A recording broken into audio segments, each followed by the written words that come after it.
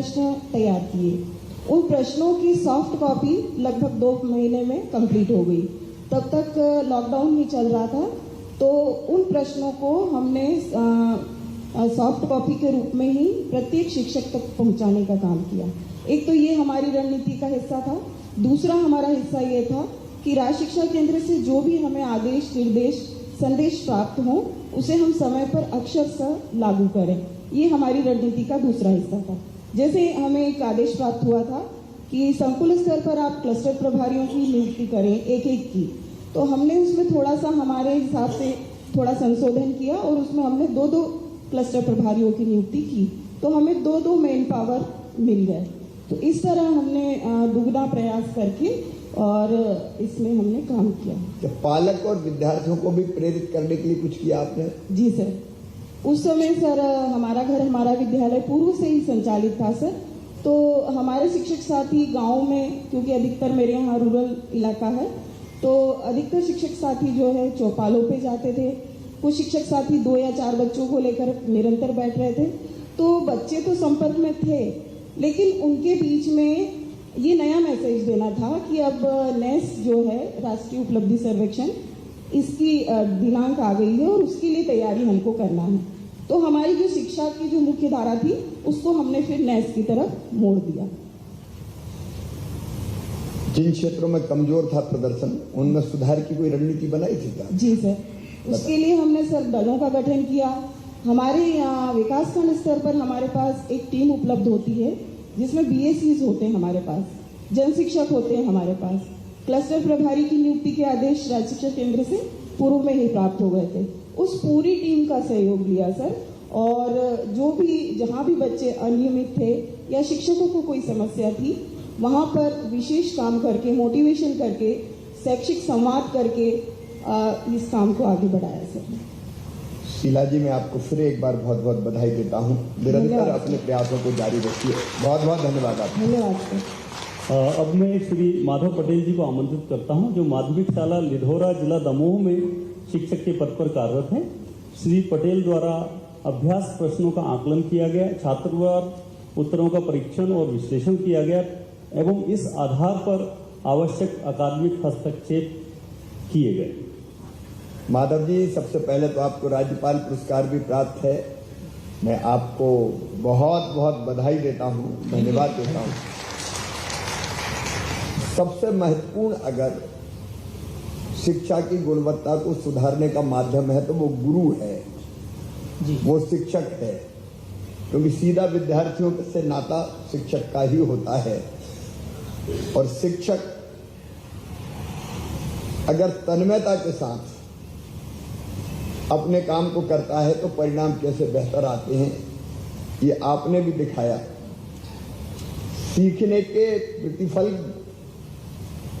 Outcome की mapping आपने कैसे की, लर्निंग आउटकम की जो मैपिंग है जी, आप बताइए। एक तो बच्चों को प्रेरित कैसे किया, तैयारी कैसे कराई, लर्निंग आउटकम की मैपिंग कैसे की, क्योंकि परंपरागत तरीके से जो पढ़ाई चल रही थी उसमें से बाहर निकालना, बच्चों को मानसिकता बनाना, वो सबसे महत्वपूर्ण होता है जी। तो सब जानना चाहेंगे, आपने चाहिए जी।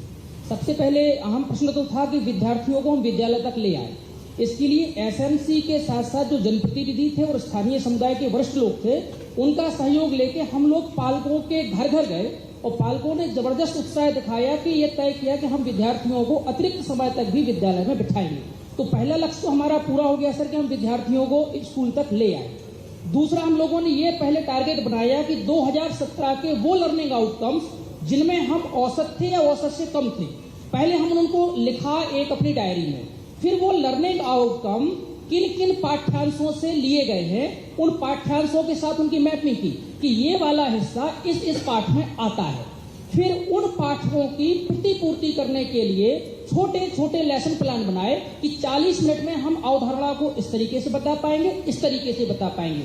सबसे महत्वपूर्ण काम इसमें यह हुआ सर कि जैसे हमने साप्ताहिक विश्लेषण किया, हल करवाए, जो राज्य शिक्षा केंद्र से प्रश्न पत्र जाते थे वो करवाए।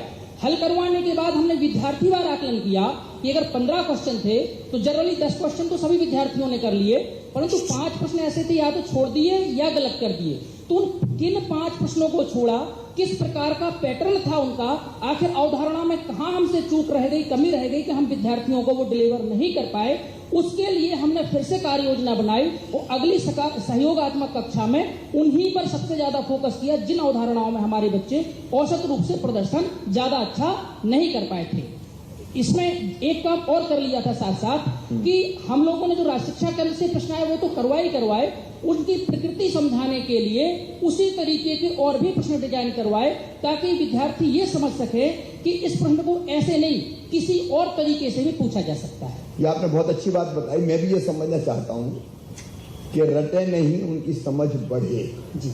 इसके लिए कोई अतिरिक्त प्रयास किए नहीं तो हम लोग बैठ जाते हैं एक एकम एक दूनी 2। कई बार हमने स्कूल में देखा रटते चले जा रहा है 2 दूनी 4। तो इस समझ बढ़े बजाय रटने के, इसके लिए कोई अतिरिक्त प्रयास किया गया जी।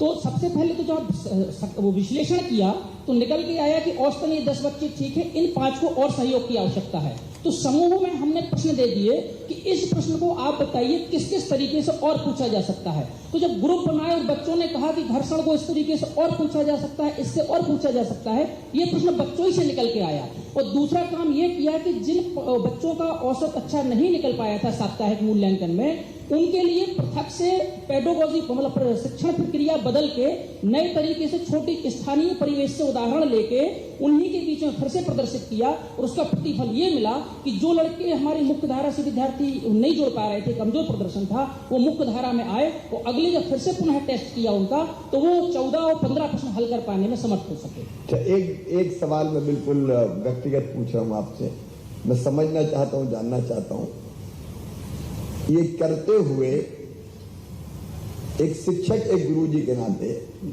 आपके मन में भाव क्या था? देखिए 2 भाव होते हैं, एक सरकारी नौकरी है, जैसे तैसे 10 से 5 टाइम काटना है और निकल जाना है, और एक अंदर का दूसरा भाव होता है कि मेरे ऊपर एक बड़ी जवाबदारी है नई पीढ़ी को तैयार करने की, क्योंकि वो देश का भाग्य और भविष्य वो पीढ़ी बनाएगी।